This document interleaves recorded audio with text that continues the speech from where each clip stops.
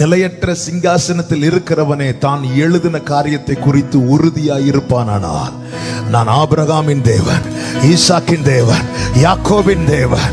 நான் உன் வாயில் அருளிய என் வார்த்தைகளை உன் வாயிலிருந்தும் உன் சந்ததியின் வாயிலிருந்தும் உன் சந்ததியினுடைய சந்ததியின் வாயிலிருந்தும் நீங்குவதில்லை என்று சொன்னவர் சொன்ன காரியத்தை இரண்டாவது விசை பார்த்து திருத்துகிறவர் அல்ல. உங்களுக்கு என்ன சொன்னாரோ, உங்களுக்கு என்ன உரைத்தாரோ அதை செய்வார், அதை செய்வார். நீ தாமதித்தாலும் காத்திரு, நிச்சயம் வரும்.